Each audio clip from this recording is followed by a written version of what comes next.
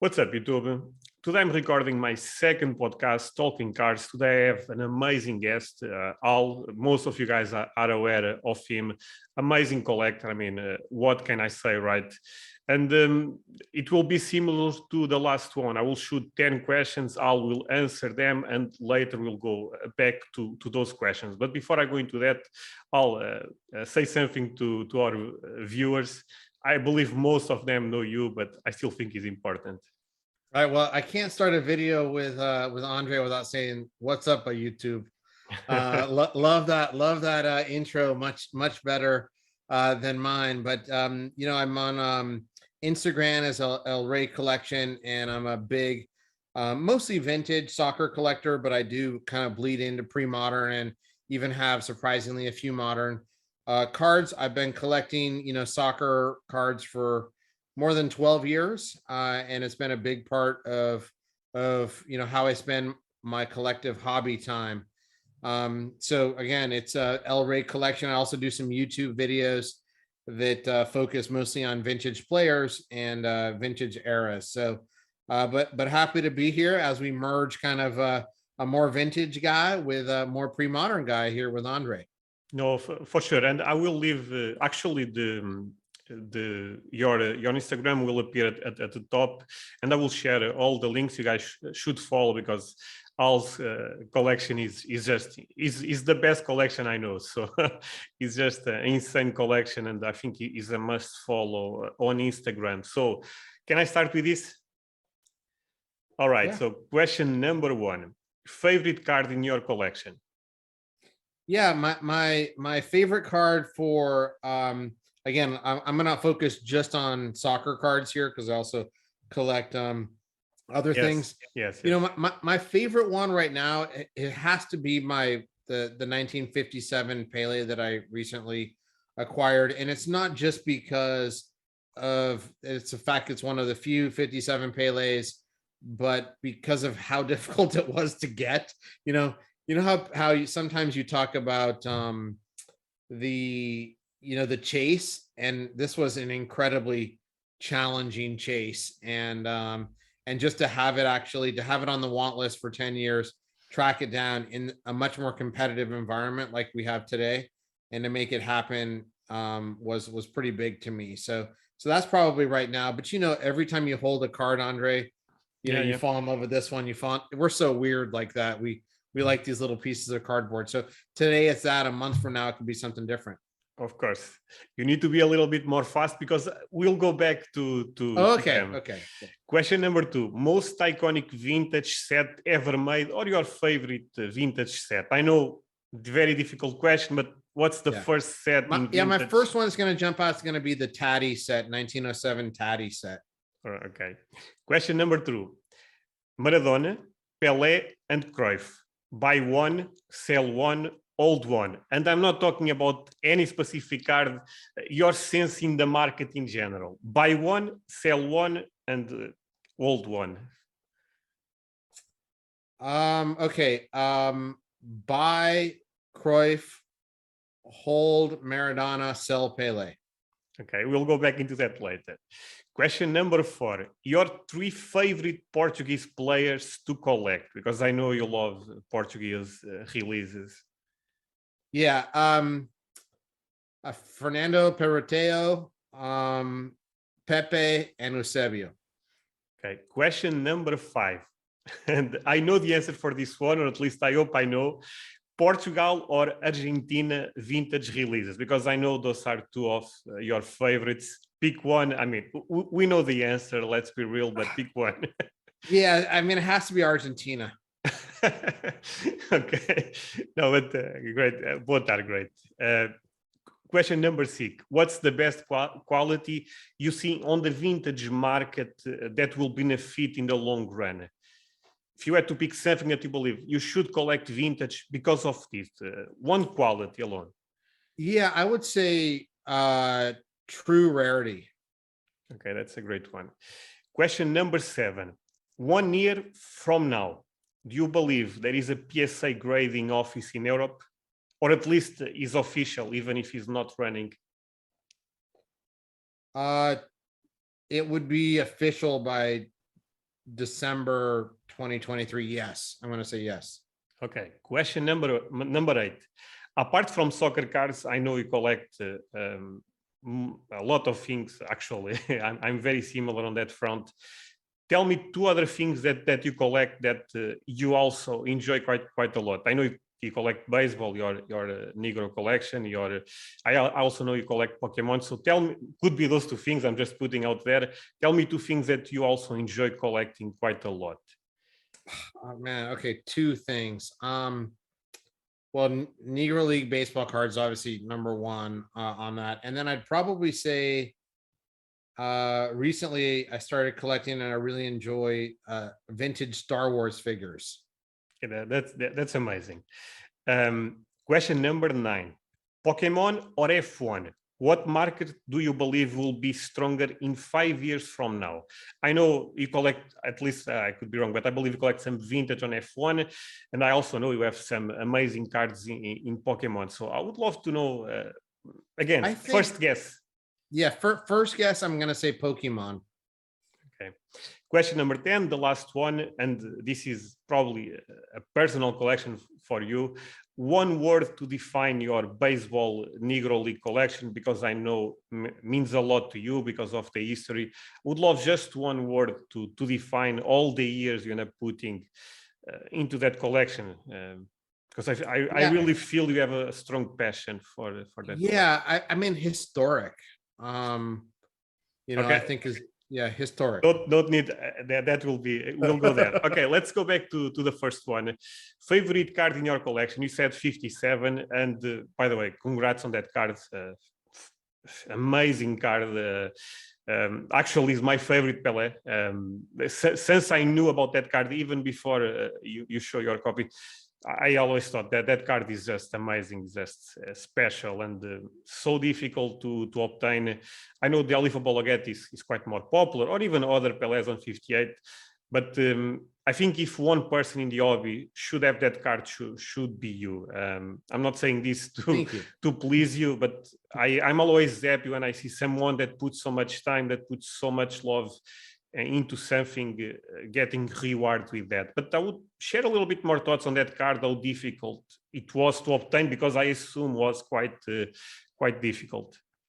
Yeah, well, it's been, I first, one of the things that is good and bad about soccer, vintage soccer, and even, pre-modern soccer, to a certain extent, is the lack of information, right? So, I think I found out about that card when I was watching UOL, a Brazilian station, and they interviewed this judge in Brazil, and he was showing some of his stickers, and he showed that card, and it was like, wow, okay. And he's like, this is the first, sticker, and his was in the album, and it was the yellow version. And then I'm like, okay, how can I get that, sticker? And I had lots of people looking through Brazil, and I actually had kind of a bounty out. Hey, if you find the sticker, I'll pay you X dollars, which was a lot of money. But, nobody really found it over time.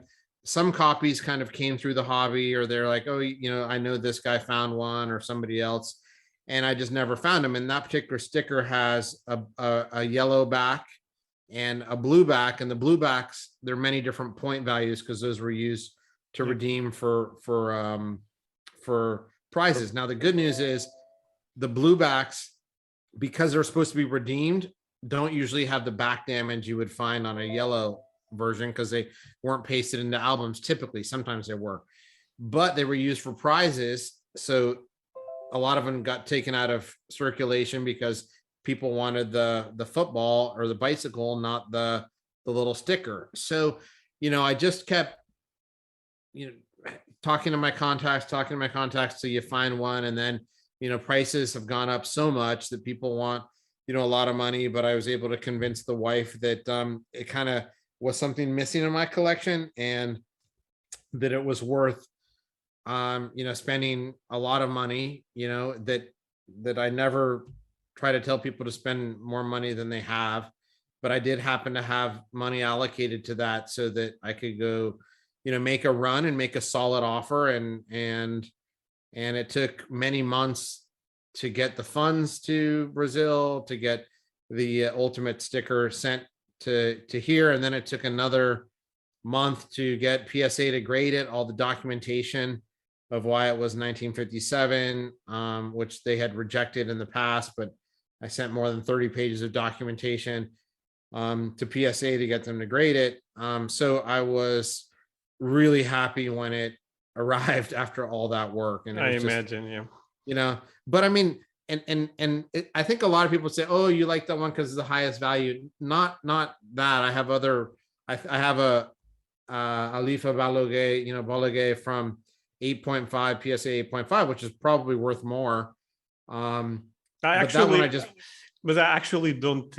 I understand because people like high grades, right? But it's so weird that one is the true rookie. This true rookie concept is a weird concept, to be fair, because saying one is true, the others, but he's kind of the true rookie and seems quite more difficult to obtain. But I understand, especially the American market loves the PSA 9, the PSA 8, and but yeah, I think the reason why the Alifa Bologue does so well is because it's available on high grades, and to American collectors, they really care about those high grades. I agree. And me as a collector, I just like the first cards or something that's beautiful, like high eye appeal. So I value those things a little bit differently than the market. I understand the market, don't get me wrong, and you need to. But I'd say that I had the same amount of joy, getting a Pepe card. I don't know if I posted it on your Discord, but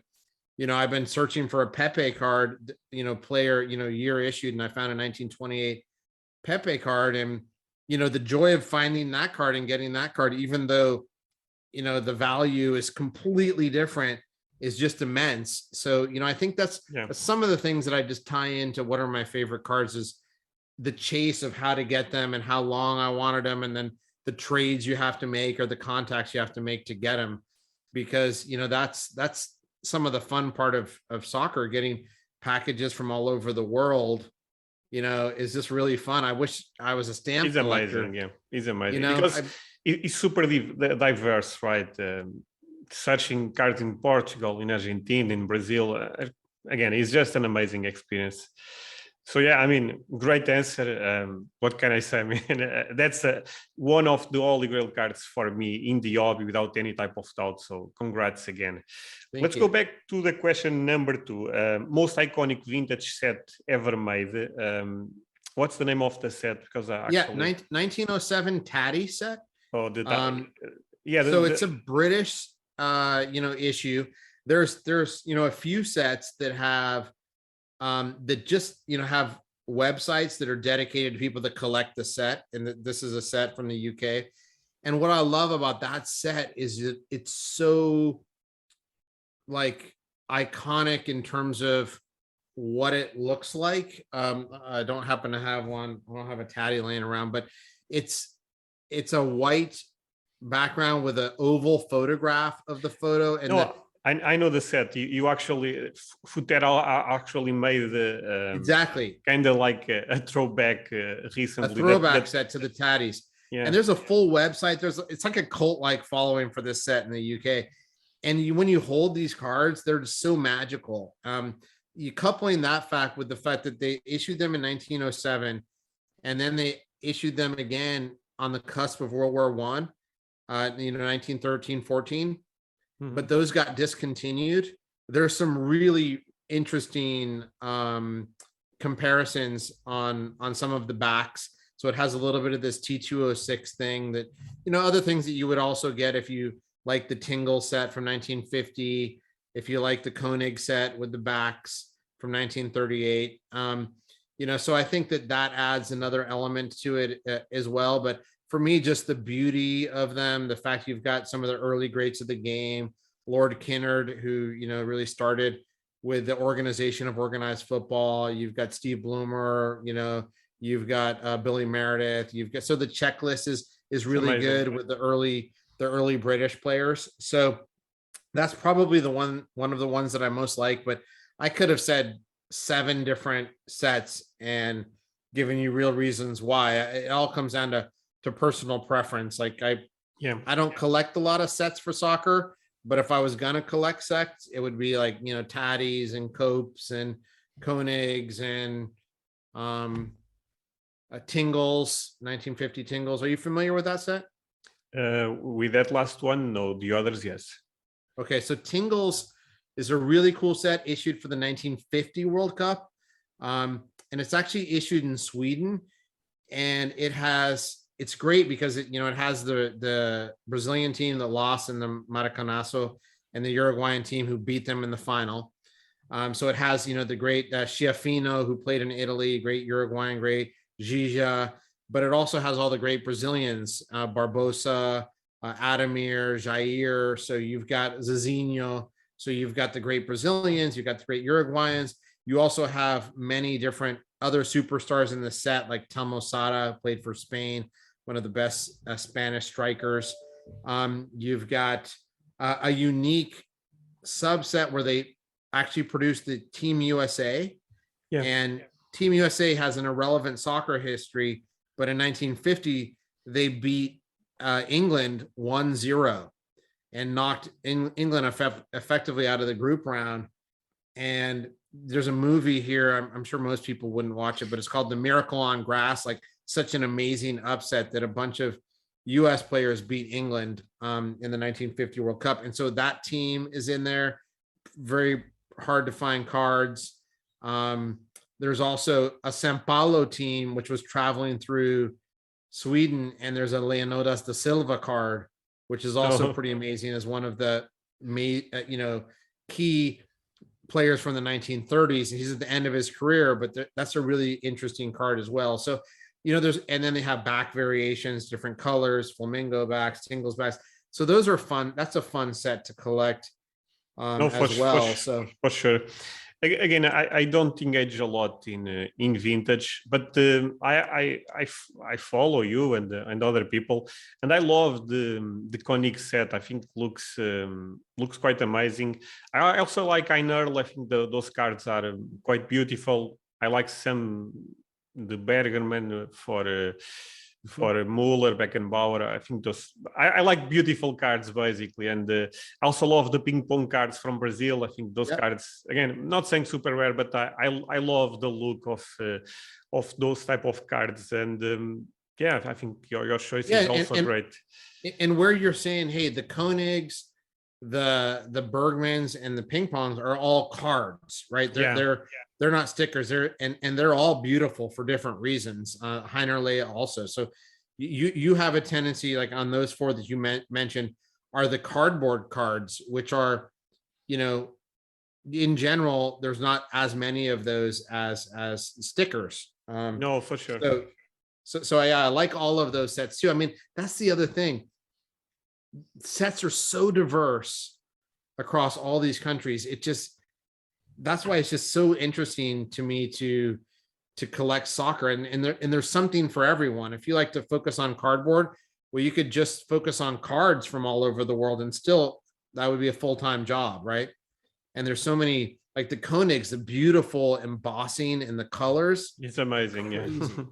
Right? No, so cool. Even the first World Cup set from Panini, I think, is an interesting set. Is historic for a lot of reasons. I also like that set quite a lot, but I think your choice is amazing. Let's move on. And I think that all of those early World Cup sets, and early probably cuts off to me at 1990, because the production is huge on all of those. Yeah. But almost all of them got stuck. And so I actually have now full sets from 70 to 1990 of the stickers, because, I think that when the cost of grading comes down, which it has to, right? PSA's just leased 150,000 square feet in New Jersey. I mean, they're creating so much capacity that's going to come online that they're going to realize they just need throughput.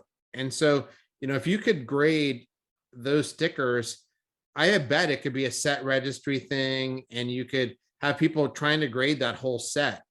And that's something that I'd like to do in time. And I there is something special about set collectors. There's a little known set from 1950 that was like the pre-Panini set issued in Brazil. It's Balas Futebol. And it has all the teams from the 1950, including the US and the teams I just described for Tingles. And it's a Brazilian sticker set, which is just amazing, as well. The problem is nobody really knows about those. Yeah, You never so see rare. them for sale. I think it's important to have bulk, honestly, because of collectors, if you think about, because sometimes you have a card that is not worth a lot, and paying $10 is what makes sense, basically. So yeah, I agree. I think when I talk to Nat and even to a certain extent, Kevin, I think they understand that they have to have that bulk for set builders for the registry over time. Now, when you got 10 million cards in your backlog or however many millions, obviously you can't do it. But yeah, I think that they understand that that's important. And I do think whether it's Pokemon or soccer or baseball, there's enough people, set collectors out there that will, I think. And in TCGs and Pokemon, Yu-Gi-Oh, whatever, set collecting is a huge thing. Actually, quite, at least I believe, quite more big than in sports. It's different, basically, because in sports we like the best player or 2-3 rookies, but in Pokemon, all Pokemons are important, basically, if you are a collector. So, Yeah, no, for sure. On the question number 3 is probably one of the most difficult ones. I said buy one, sell one, hold one, Maradona, Pele, and Cruyff. I was a little bit surprised with your buy. You said Cruyff. My perspective was probably you will say buy Maradona, because this is my perspective, at least. Buy Maradona. I also agree, sell Pele, and maybe old Cruyff. You end up changing, instead of holding Maradona. No, instead of buying Maradona, you are holding. Explain me your thoughts on this front, because I think it's actually interesting. Yeah, I mean, it's tough, right? Because I actually think that that the only real reason why I would say buy Cruyff is because in the last 3 months, actually, I was just analyzing this. So many had come to market that had that it decreased prices significantly. So I think there was a rush of supply, and that because of that, I think that that you get some depression when so much supply hits the market. And frankly, not a lot of people have $2, $3, $5, $10, $15,000 for a sticker, right? Sure. So I think that you start to take people who want one out of the market, and I think that there's a little bit of a depression right there. I could have easily, and I struggled with it because I think Maradona's in a similar case. I think you can find some really nice values out there. Bill and I did a state of the market, and I think you could find a really nice PSA 2 Maradona 77 disc for like $4,000 with really good eye appeal. Even a PSA 1, I believe was a PSA 1 at Goldin, sold for a little bit over 2K, but the eye appealing was quite good, and it's crazy. Again, I talk about this a couple of times, and I understand why so many people put Pele at that status that is clear the best vintage player, or at least the most collectible vintage player. But I think there is a disconnection between the real soccer world versus the soccer card world, because just my perspective, but I actually know a lot of people agree with this. This debate is constant. Maradona or Pele, you can find arguments for both, but when it comes to cards, is night and day, honestly. Yeah, I mean, so I would definitely be, when I Bill and I do this thing, it's like, hey, would you rather be the buyer or the seller, right, of certain things that we see it, and for me, I would rather be the buyer of all those Maradona cards, right? But I'd also like to be the buyer of the Cruyff cards. So if you didn't make me pick a hold, I would have had Maradona and Cruyff in the buy and Pele in the sell. Not because I think you should sell Pele. I'm not really selling, Pele's, but just because of this disconnect Yeah. of relative values, where you're like, okay, you know, Maradona, you could easily make a case that he's number one all time.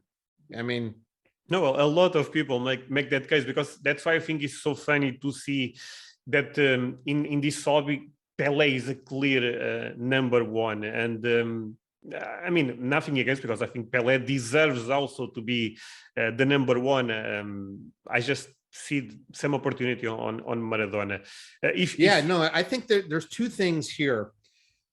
And remember, the US is still a big part of the market, and specifically what I'll call the money market, you know, where if people are going to spend, you know, thousands of dollars, more than $5,000, a lot of that money's coming from America, and they're contextualizing what they see in other sports. And two massive things, which is hard for, you know, potentially you or other Europeans to understand, is how big Pele was in the US, because he played here. Yeah, I know. He spent many years here, and he was just as famous as any, you know, player, because he was on all the advertisements, he was on all the signs, you know, so he's culturally, while he's Brazilian, he's culturally in America. I understand. So I think that's one thing. And you put on it the 1,000 goals, the 3 World Cups. They don't know the difference that he only played one game in 62. Yeah, that's interesting. Yeah. You know, so they don't know, but they, you know, it's the headline, right? So what do people, you know, think? And I think that Maradona will never overcome it. I want to tell you a story, and I'm sorry if we go a little long, but I think this is important. No, it's important for Europeans specifically and other countries to understand how far soccer was behind. So I'm playing soccer in 1986. I'm, you know, 15 years old, and the World Cup's going on, and no World Cup game is on television, right? So this is 1986. It's crazy. So what we had to do as soccer fans is we had to have people tape the game in Tijuana, which was, you know, about 60 miles from my house. We would drive down to Tijuana. We'd get a VHS tape of the game in Spanish and drive back up to our house to watch a VHS of the 1986 World Cup. I mean, like that's how hard you had to work if you were interested in the sport, right? No, that's insane. And so there's no internet, nobody talks about soccer. And so, you know, why should you know about Maradona? No, I understand that. And you know, another thing that I'm not sure if you agree with that. I also believe the Pele Fabologet being able in the high grades creates almost a ladder effect, that people see PSA 2 goes for this, PSA 3, PSA 4. And the Maradona market, especially the 77 disc, is always, not always, but most of the time, I don't even know what's the top grade for that specific card. Yeah, there is an 8. There's a few 7s, but most of the, you know, the vast majority of them are in the 1s to 3s. Yeah. So you know, and I think that, and the same thing, the 78 crack is the same. The top is a 6. Yeah. You know, you can go to the Calciatore sticker, whereas that 110, which is kind of dubious. And then there's some 9s. But you're a couple years removed from, you know, his earlier sticker, which is still a great sticker, classic line, you know, all, like you like to say, lineage, the Calciatore sticker. But, you know, I think that the Alpha Bola Gay wins the battle because it is his World Cup debut where he did exceedingly well, right? Yeah. So he really was, even though Didi wins the player of the tournament, he was the shock of the tournament and what made Brazil pretty close to coast to the World Cup victory. And then in 1970, he did carry Brazil, even though he barely made the team. That's something else that a lot of people don't know. But, you know, I do think that because it's available throughout the spectrum and all the grades, Yeah, I and agree. the fact that it trades every month, that feeds on itself. That liquidity really solidifies itself as the marquee.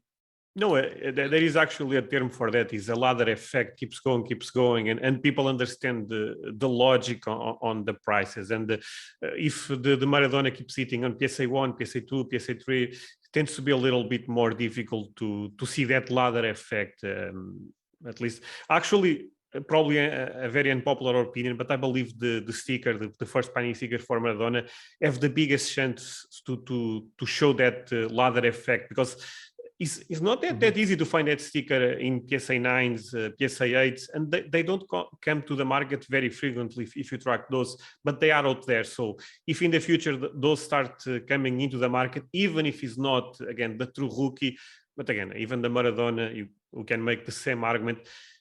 I'm not saying it will be the most expensive cards, but I can see that ladder Yeah, I effect can see growing. that. So it's one of still the highest graded vintage cards, Yeah. right now, stickers. So I think it's in the top 5 graded vintage stickers already, and I think there are a lot of them. Actually believe is number 1. I actually believe is the most graded sticker in vintage. Yeah, it may be. I think the 34 Stanley Matthews has a couple hundred as well. So, but regardless, whether it is right now or it's going to always be one of the top. Yeah. And there's many more out there that haven't been graded. Now, granted, I think that those are going to be typically 3s to 6s. Yeah. So I think that you're right. I think, it's not, let's put it this way, back to the buy, this is the buy, sell, hold, right? If I see that sticker in high grade, like PSA 7 and above, I wouldn't let those things go cheaply, because I think that sticker has a lot of future in the long run. It's an iconic sticker from an iconic brand, and you will see it trade, and you will see more come to the market. I've always said it's very frequently advantageous to have more supply so that things trade. And while it's nice to have diamond hands and collectors, certain things are too rare for their own good. Yeah, Di Stefano is a good example, right? Because his rookie is so difficult to obtain. There is almost no market for rookies Di Stefanos. It's actually crazy to think about, because Di Stefano should also be on this conversation of one of the best ever. A lot of people still consider the biggest legend ever for Real Madrid, and Real Madrid, the biggest club in the world. So, but if you think about, we don't talk about Di Stefano in the hobby that much. If you compare with Cruyff, Maradona, Pele, but yeah, it's actually, even Puskás. I know that there was a very strong sale very recently, but even that being so rare and being basically the only rookie, I don't know. I always feel like it's good, of course, if you own that card, and I believe you have a couple. But in the other end, for the market, should at least be one alternative that trades a little bit more often. I always I mean, this this Puskás was the first one to trade since the boom, right? No, that by the way, that card is beautiful. I mean, it's also one of my favorite cards in vintage. I saw that card on your Instagram at this point years ago, and I always thought that card was amazing. I believe it was in your Instagram. Yeah, I mean, I have, like you say, I have a couple. I've always thought that card was very important for the hobby, and acquired it whenever I could find it, but I couldn't find it that often, right? To be honest. So it's and that's a perfect example, just like the Di Stefanos, where they're too rare for their own good. And that, I mean, I guess at least the market recognized the value, because it went for like $112,000. No, for sure. But again, if there was an alternative a little bit more common, even if not even 1 year after that, I think it will help the market in general for Puskás. But by the way, even in pre-modern, we face that problem. Think about Modric. Modric actually have a rookie sticker from Croatia, but again, more people debate Modric, Kroos, Iniesta, Xavi, and I still prefer Xavi and Iniesta, but I don't think Modric is that far away in terms of greatness. Modric ended up winning, what, 4 Champions League? But since his rookie is so difficult. Yeah, I really, hey, if you find one, let me know, because I've been searching, I can't find one, right? And I wasn't even sure if that was real. No, there is actually even a second year. One of my viewers have 2. Not the rookie, the second year, yeah. But those are insanely difficult. Yeah, go on. Sorry. Go ahead. Actually, if one comes into the market, we can face a similar scenario like the Puskás. Not as much, since I don't put Modric in that level, but probably a very strong sale for Modric if one of those. Because again, I would love to own one. You probably would love to own one, and I feel that there is a lot of collectors waiting for that moment. But again, if you think about Xavi and Iniesta, they have the Mundi Chrome. Quite a common card to find. The stickers a little bit more difficult. Even you were talking about Iniesta and Xavi, how they have these different cards. So maybe you want to pick that up. Yeah, I was, because if you look at the Xavi and Iniesta market, I think it's important for them to have the Mundi Chrome card, for example, because even if he's in good grades, demands a premium, but being a cheap alternative and creates automatic a rookie market for them. And look what's happening with Iniesta for the stickers, because people now understand, okay, those are a little bit more rare. I put a premium on those, but everyone can still have a rookie for Iniesta, for Xavi. Xavi actually have multiple rookies, being the Mundi Chrome and the Esta, probably the Esta sticker being probably the most common. But the Panini sticker for Xavi is actually quite difficult to find. The cards quite more difficult than the Mundi Chrome, but that is, I think, is good for those players. Yeah, those are healthy alternatives, because I think one of the things that we struggle with in vintage with certain issues and certain players is a frustration factor. I want a Matthias Sindelar, Greeling card, okay, which would be considered his first card. You could get the Koenig, you can get the Bulgarian Sport, you can get a couple other things from the 1930s occasionally, but the Greeling doesn't really show up. And if you want the first card, you may have to wait 2 years, 5 years, 10 years. And that's not for every collector. For me, like my Negro League collection took 20 years of incredible patience, of overpaying when something rare came up that I wasn't going to see again, and just meticulous commitment. But most people don't collect that way, right? I want Iniesta rookie. And so, man, you can get a Mundi Chromo, gosh, I think less than a 7 just traded for $200. That's amazing. Yeah. Right. So go get it. Another thing that related actually still with the question, Pele actually almost have the perfect market if you think about, because you have alternatives that are still, again, expensive, but still affordable if you want a Pele rookie. And you have the ones that are so difficult to obtain, like the American. And again, I think that's also another plus for the Pele market, because I'm not saying it's a perfect market, but feels like almost, because you have so many alternatives. A lot of people can engage into the Pele market, and then you have 2 or 3 that we know are way more difficult to obtain. And of course, high grades, no matter actually, the Pele will. Yeah, but you're absolutely right, because what happens is you can get in and you can feel a part of the market and a part of collecting, and then you can aspire Yeah, to do other things within the market. In the Puskas and Di Stefano markets, you know, you're settling for something that's exactly. so far away from where you want to go, and maybe where you want to go, you know, you're never going to be able to go there for most normal collectors, and that can turn some people off to the hobby. Look, for example, I would love to have a Di Stefano rookie, but it's so difficult to obtain. Probably I need to pay a good amount of money, even if I try to obtain one. And I don't want to collect, actually have later cards, but I would love to have something more related with this rookie season, with or at least something that I feel is still early.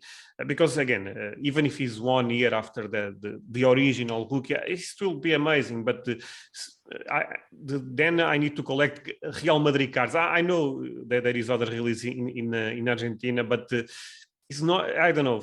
Does not feel the same thing. But the funny part is, if I could collect something with him in Argentina, then I will be more okay to buy Real Madrid cards, because I will try to collect the player. I don't know. I think it's almost some it's psychology almost, because we start to engage into the player market, and it's a lot of fun. Yeah, I mean, personally, for some of these bigger players, I have like just collect the player, because you know, you in his case, you know, you start in Argentina, he has a few cards, then he stops in Colombia, where there's 1 or 2 stickers which I don't own that allegedly exist, and then he's off to Europe, and so you get a lot of Spanish stuff, but you also get Italian and you know, German and other stuff.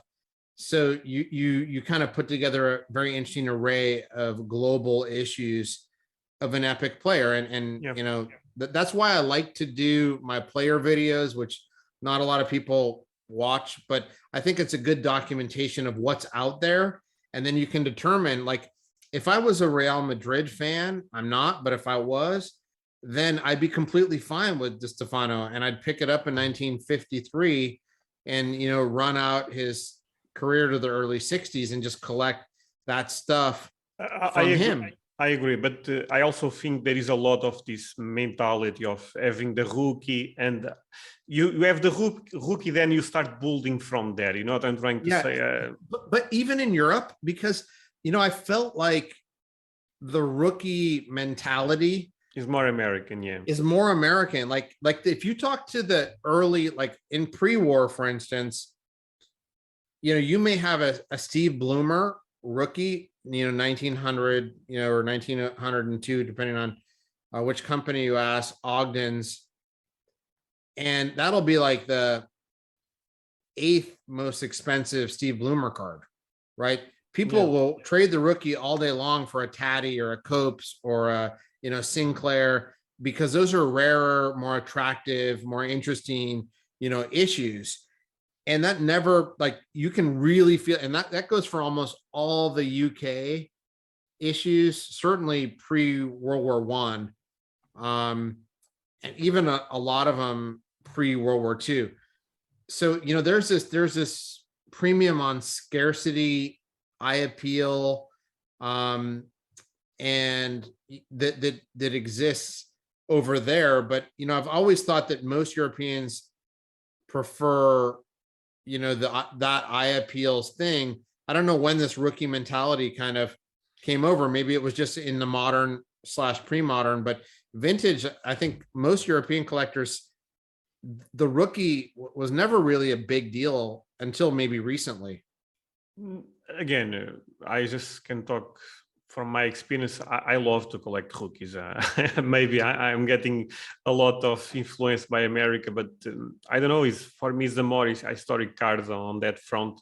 I kind of like it, but you are also correct, and maybe this could be a video alone, that maybe we should start talking about just not the rookie. I mean, there is so much amazing cards for Di Stefano that even if you can't find a rookie for him, there is so much good product with Real Madrid that why not? And it's still such important player, and the card automatic will be a historical card if you believe on his market. But again, I agree with you on that. But without any type of doubt, I have a lot of American influence on me at this point, because rookies are the first thing I search when I try to look. For example, I don't have a Pele rookie, but I'm telling you, I'm not buying any other card from Pele until I buy a Pele rookie. It's just that after that, I will buy a lot of different years. I don't know. It's weird, but it is what it is. Hey guys, I know the conversation is good, but I have a couple of things to share before we continue with the podcast. Well, first of all, if you are watching this, I think this video deserves a like. This was a great conversation. So don't forget the like, don't forget to subscribe. And apart from that, there is two things that I would love to share with you right now. First of all, I have a Patreon community where I share 2 times a week exclusive content. I do a Q&A, for example, every Wednesday. In the last couple of months, and I end up answering more than 300 questions. So it's an amazing place to learn about the soccer card market.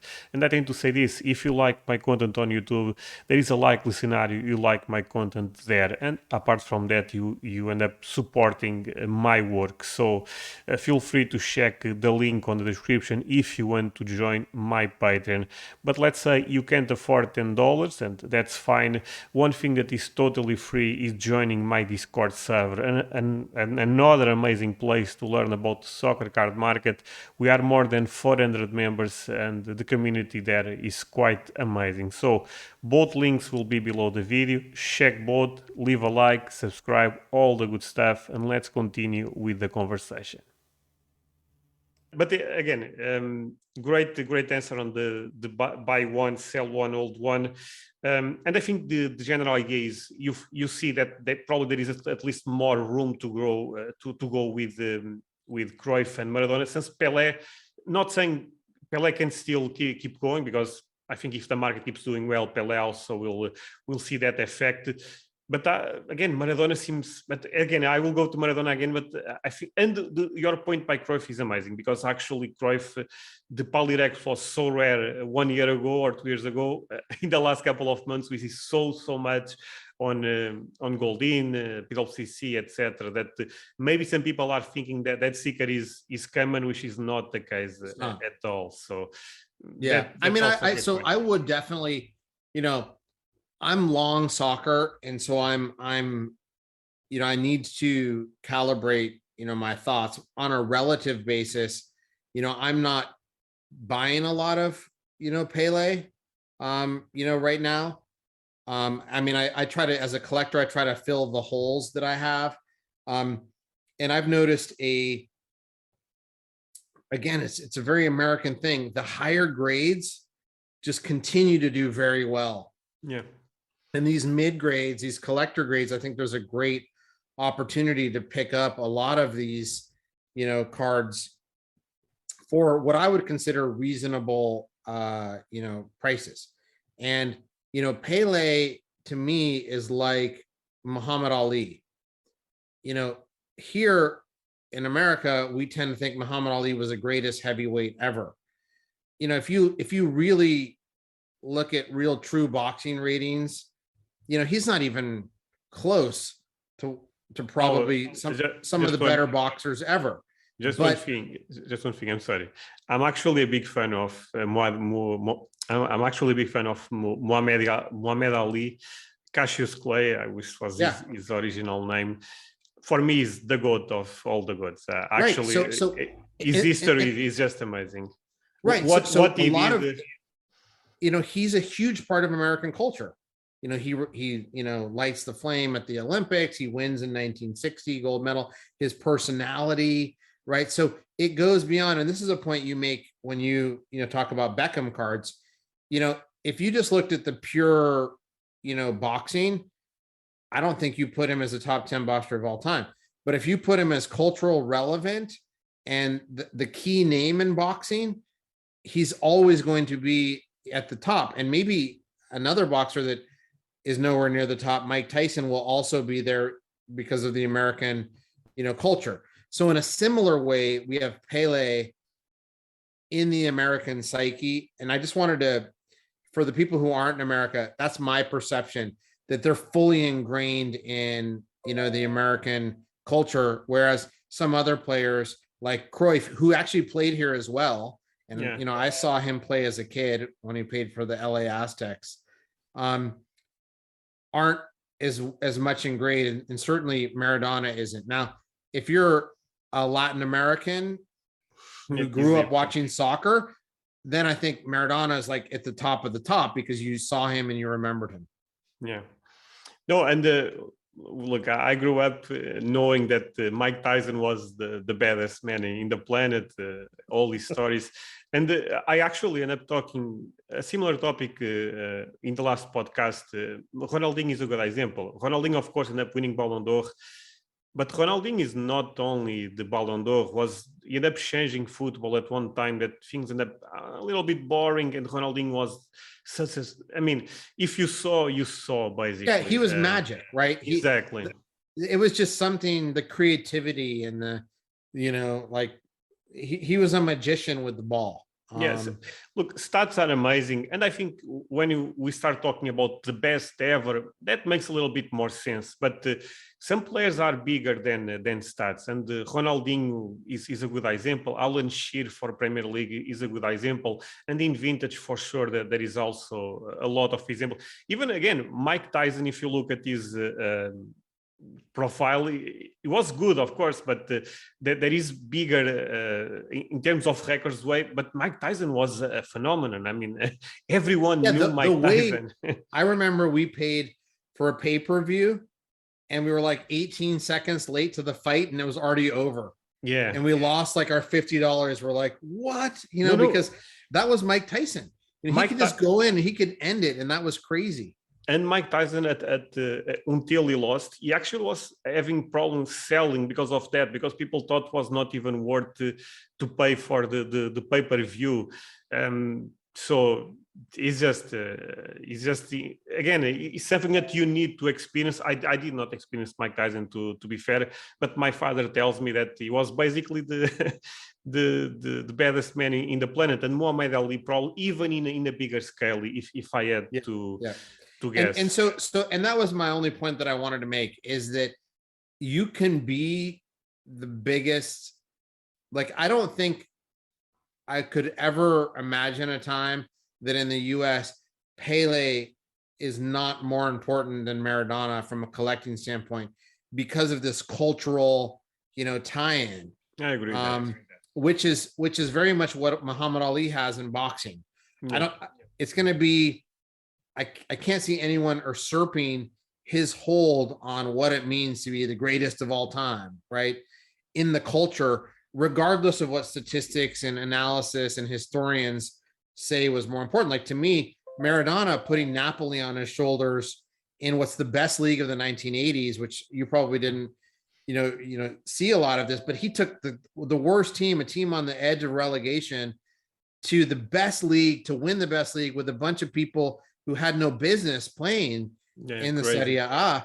And so he wins. And then he does the same thing with Argentina in 86. I mean, these are epic accomplishments. And then the other point that I think either I or you have made at different points is, he was the last man off the 78 team.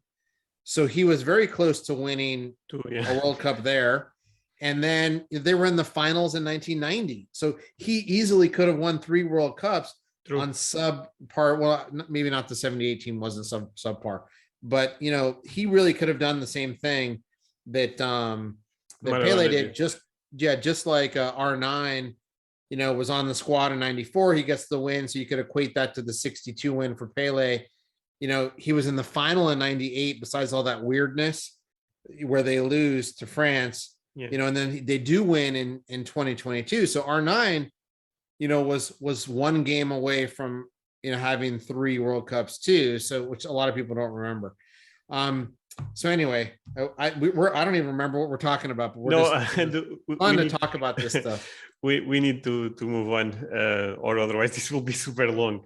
Question number 4, and this is probably an easy one for you, and you can go a little bit more fast on this one. Actually, I will put two together because those are very related. Your 3 favorite Portuguese players to collect, I believe you said Paroteu, Eusébio, what was the Pepe, the Belenenses. I end up asking if you prefer Portugal or Argentina releases. You said Argentina, but I thought it was a joke, but seems like it's not. No. But let's start actually with the last one, because I remember you saying that you actually love Portuguese and Argentina releases. Why you like so much those two? Yeah, I think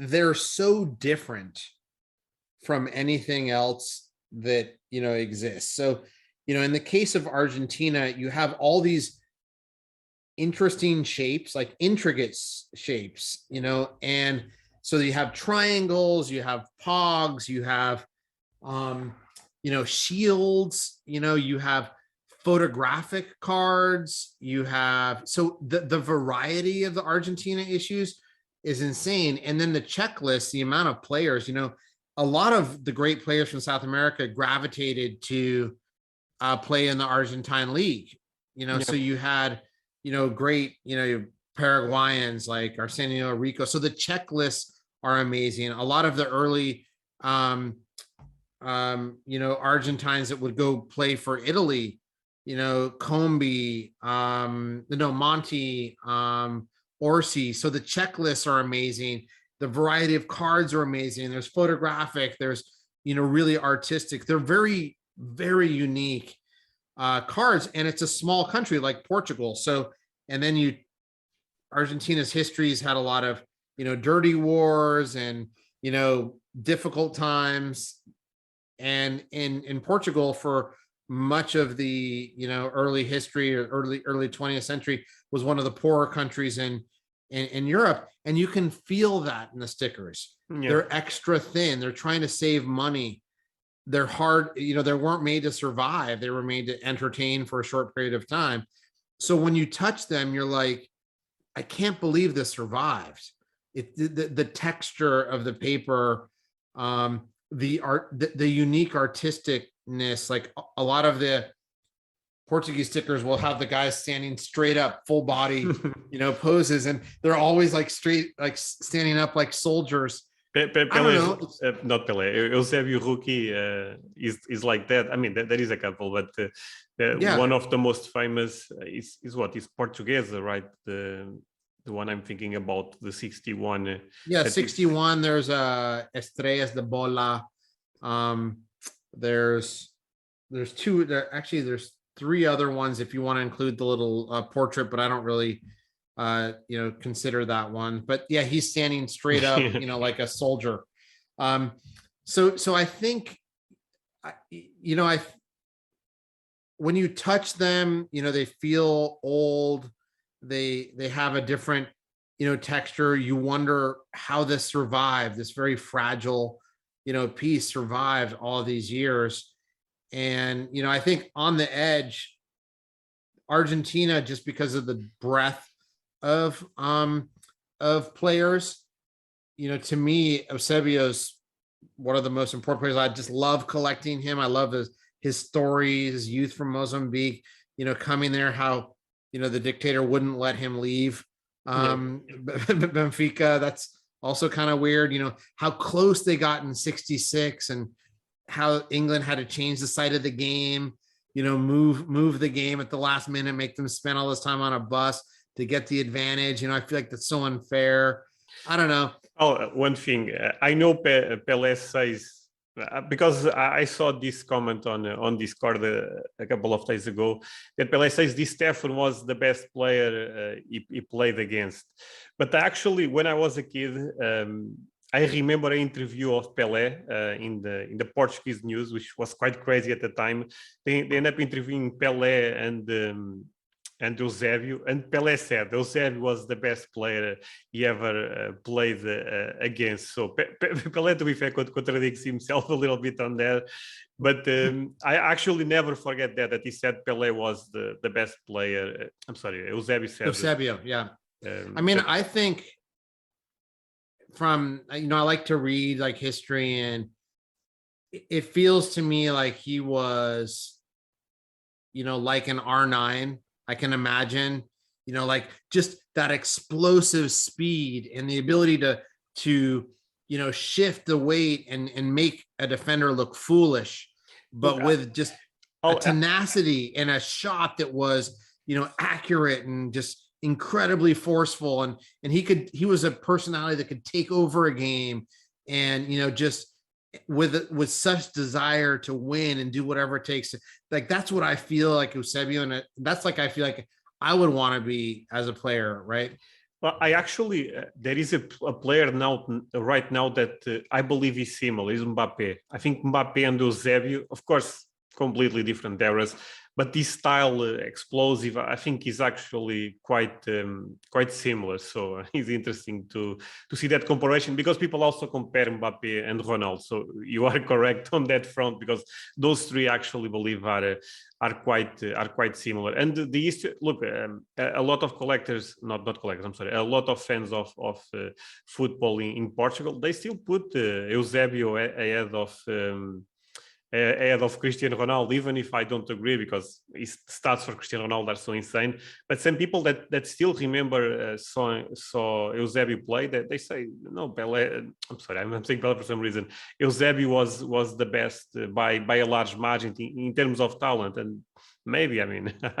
Yeah, I mean, the reality is we won't know, but what we do know is that he was super important, and I find him completely undervalued relative to some of the other greats. Now, unfortunately, here, like you say, those Portuguese rookie stickers are really hard. But at least the Panini sticker, at least he has a 63 Panini, yeah, right? Which trades quite often.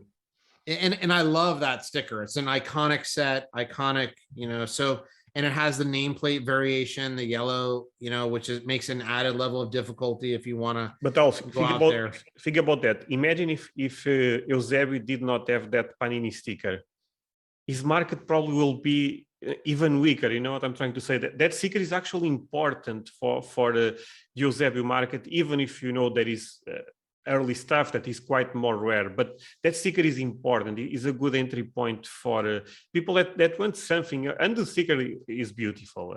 So there is that also. That again goes to the other question, that some actually believe that there is two things. Sometimes he's being too common, other times he's being too rare. Because going a little bit to pre-modern, Tony Kroos, for example, have a CCF card, but some people never collect those cards, so it's too common to.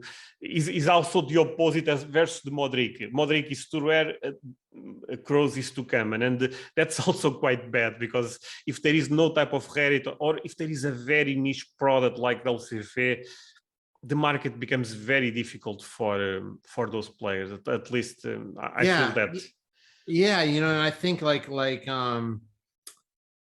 let me give you another example. Like, I think like Buffon, that Calciatore sticker to me just feels like it's going to end up being really common. And, you wish there was something else that was a little rare. So you'd have this kind of Iniesta and Javi situation where you can say, all right, I can get this one now and I can aspire to find the stickers or, something. But I mean, it's not a perfect hobby, right? I mean, and that also kind of makes it fun, and trying to figure these things out, because where do you go to get that knowledge, right? You have to have experience, time in the market. Yeah, but one thing that at least Buffon have, in my perspective, is that sticker is quite common. I mean, Panini Calciatore stickers are some of the easiest things to acquire. Yeah. But at least there is some condition rarity on that. PSA 10s, PSA 9s are not easy. The problem with Kroos is people hate. I don't hate, but I know a lot of people don't like those LCF cards. So makes automatic there is no rookie for. Look, a good example is Benzema, because Benzema have a WCCF card, but people prefer the sticker, the Panini Foot, I believe 07, which represents 2006 season. And I think that's good, because imagine if you only have that WCF card for Benzema. Benzema market is not super strong, but will be even weaker without the Panini Foot. And people relate with Panini Foot because they know the Zidane rookies Panini Foot, the Drogba, Henry, all of those are Panini Foods, or at least people understand the lineage on the set. And I think that's important. Same, look, I understand what you are saying, but Panini Calciatore is an important brand. LCF, even if I'm a fan of some cards, let's be real, some people don't care about, and is not the type of product as you see like an investment. I know you are talking about collecting, but people in the end they want to know that if one day they sell, at least they will there is a scenario that they can make investing in that card. So yeah, but I mean, look at, I think, what is a, I mean, and we don't need to get super bogged down here, but what is a Croix WCCF card cost? $30? Yeah, or $20, or around that $20. It depends on the condition, yes, but yeah, but I mean, okay, I mean, again, and this is where I'm a collector, but even as an investor, if I'm long soccer and you think he's underappreciated and it through time he will get more appreciated, you know, how wrong can you go for $20 for one of the greats of the game? Even if you don't love, it's like we were talking about the Eusebio. I don't love the caricature little tiny 61, 62 Eusebio. I don't know if you're picturing it in your mind. I don't love it. I have that card. I'll pick them up, but it's the big one, right? Yeah, it was on a matchbook, you know. You know, if you're long soccer and people aren't going to be able to get those other 61, 62s, and they like, you know, they're rookie collectors, well, that's going to be an option for them, and it, you know, will check a box for some collectors, not all, because, you know, it's also either too small if you cut it one way or too long, and the slab is oversized, so a lot of people don't like those. But I think the same thing for that. It's like at some point, some part of the market, not all, will say, okay, you know, that's what's out there, so that's what I'm gonna collect. Don't you think? No, I agree, and I mean, and those rookies for Eusebio, they have been performing well, because I actually have been tracking those. I agree with you. I don't like that card sticker. I don't even know how should I call that much. It's a match. Match. I actually like the Panini sticker quite more. If I had to pick one, that is a little bit more common. But I totally agree with you. The difference between those, I say LCF, you say it in a different way, but it's just some people don't like the stats on front, because it's like almost a card game. It's just a little bit weird. For example, if Tony Kroos had a top sticker or a Panini sticker from Bundesliga, even if those will also be very common, I think makes his market stronger. Lineage is important. I think it's a really interesting discussion about how some of the lack of ideal card at rookie card affects the general player market, because that's really, we gave cases of Puskas, to Stefano, Eusebio, you know, even Benzema and Crusoe. Across time, that's a challenge in the market. No, even the Maradona Pog, I understand is a historical card for Maradona, but you see online people saying that they don't like the Pog, but they love the Alifa quite more, because they relate more with that. Again, this is so relative. It's so difficult to understand what collectors like or don't like, and the market changes all the time. So what we are saying right now, 10 years from now, 5 years maybe it's totally different, and people like different things at that time. So because the one last thing I'd say on this point is that it also, you know, coming in, especially as a new soccer collector, like, if you don't have an open mind, it's really hard to change your perception, because you're a product of how you collected and what was important as you collected, which is why you see Americans gravitating to high grades, cardboard, right? It takes a long time to even get comfortable with stickers. Then it takes a long time to get comfortable. Like for me, the Pog 77, Maradona is the history of Argentine collecting. But for a lot of people, they wouldn't know because they haven't studied all of the issues in Argentina through time. And to me, that makes it more special using an Argentine collector lens. No, I agree. And actually that card, they've been growing in me quite a lot. I did not like it at the beginning, but I mean, it's unique if you think about even if you just want to collect that specific card, is a card that you say, oh, look, the Maradona hook is so different than the others. I think that there is something beautiful in that, actually. But it's not for everybody. It's not for everybody. I, for me, have, as I've gone through the process, have learned to really look at things in the context of the countries where they were issued.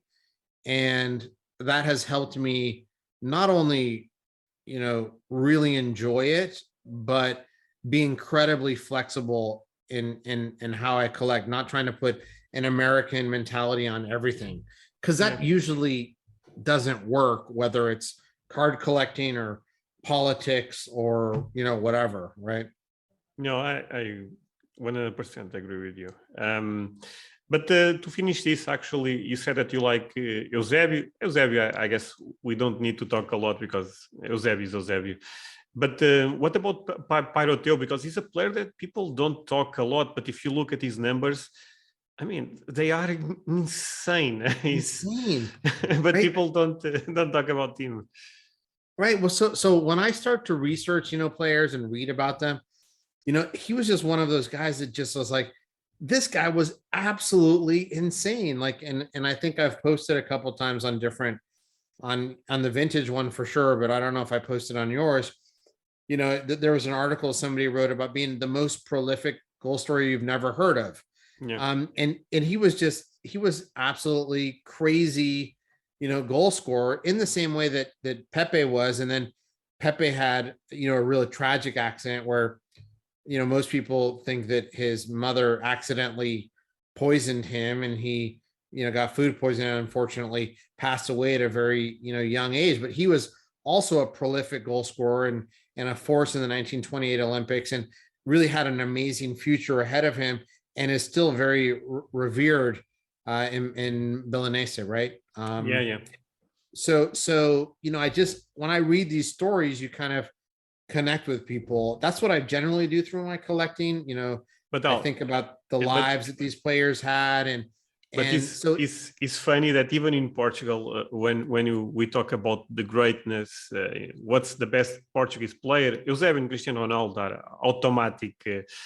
But Piroteo does. I mean, some people, at least more people that have more experience, that have been watching soccer football for a long time, they talk about him. But this new generation, they don't even know Piroteo, which is crazy because I also love the history of soccer. And when I search Piroteo stats and stuff like that, it's insane what that man did. Same. There is other examples, actually. Even Coluna, for example, does not have the numbers, but such an important player for that Benfica team.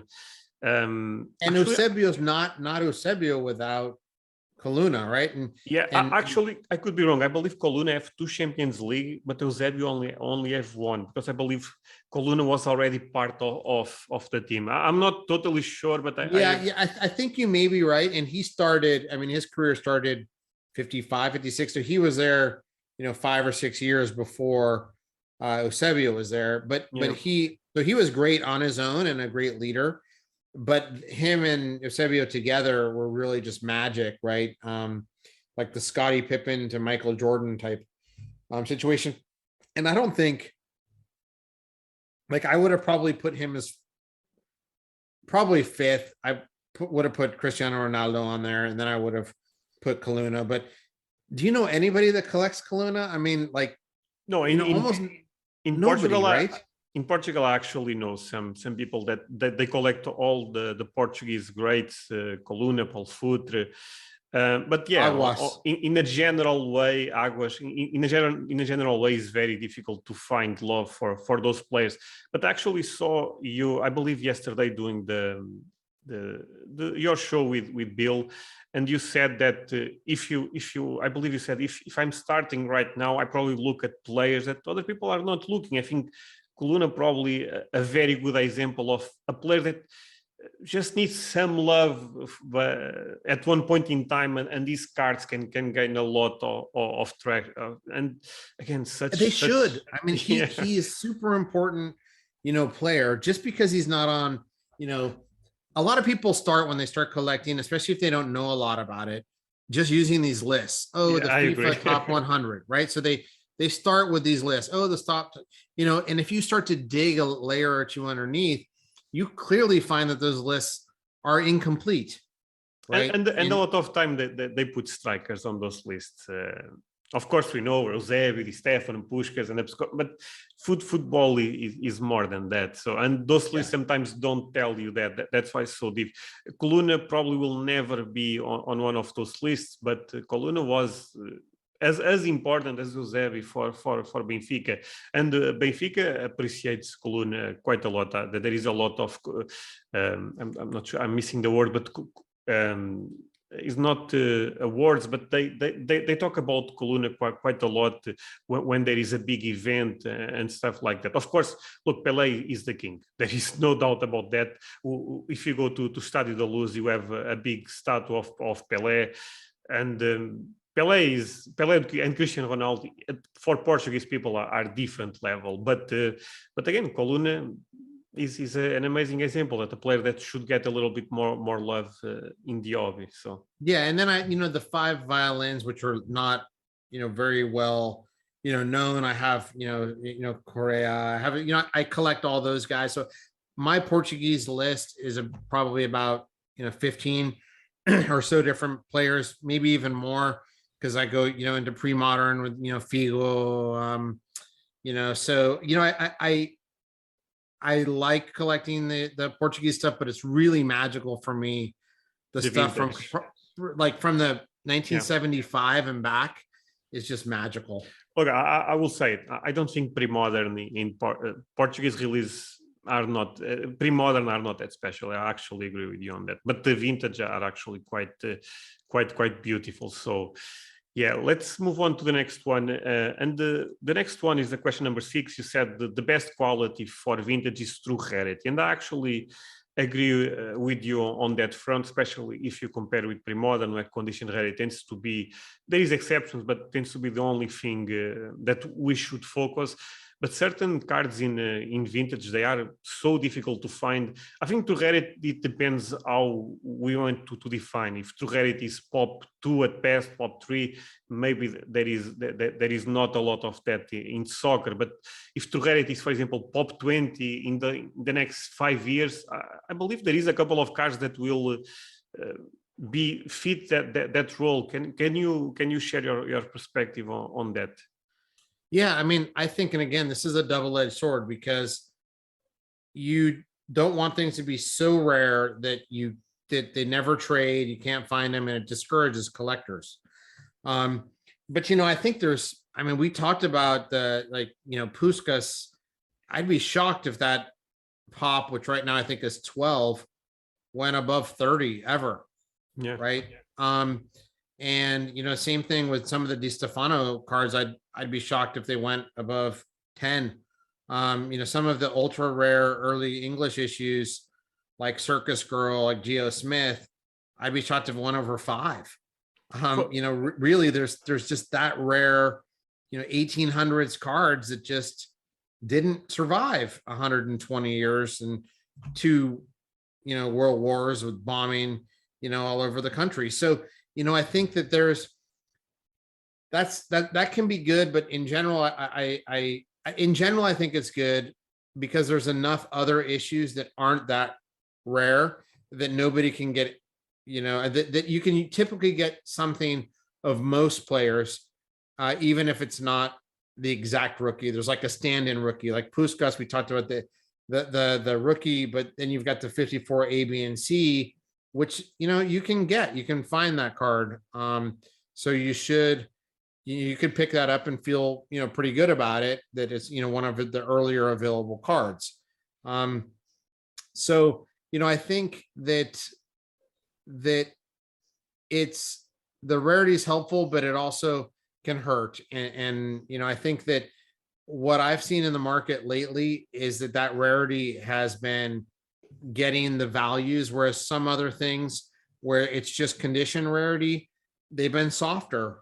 And those true rarity items continue to perform well and actually hit new records, especially in the vintage pre-war area, where cards that were a few hundred dollars a year ago, after the boom started, now are thousands of dollars, and with a lot more competitors when they come up, because people are really realizing that they're really hard to get, and they may not see another one for 4 years. Actually, let me just say one thing. I actually saw an interview recently of Prostin, and he said one thing that I thought was quite interesting, that if you look at the market, and he was talking about even the vintage market, there's almost two markets: an investor market that he said you need to go for the top grade. There is nowhere on that. We are seeing that top grades are performing insanely really well.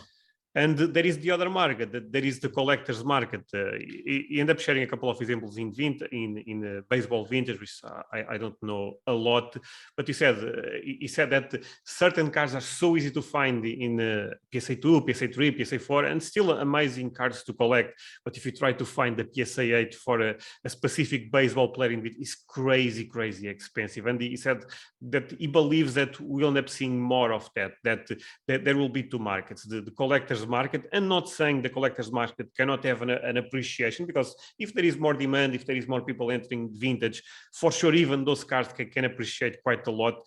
But I also agree with Profsin on that front, because not Profsin, is Rick, but that there is almost two markets right now. And look at the Pele. I've been actually following Delhi Football Get. The top grades are insane, but PSA 1, PSA 2, they still feel they are performing, I would say, even soft at this they point. haven't changed. I mean, Bill just mentioned, like you said, he bought a PSA 1 for 18,000 last year, and he sold it for 18,000 this year. Well, you could have bought the PSA 9 that Rally bought for 300,000 the month before Bill bought his for 18,000, and that 300,000 sold for 1.3 million. And that's a perfect example. And I think that there's that bifurcation of the market to the high end investor, elite buyer, and fractionals, importantly, which actually perversely make more money when they overpay for something. And the collector market, which has more supply, still highly valued cards, but it doesn't have the momentum. So what we really need is we need a lot more soccer collectors for this market to do well.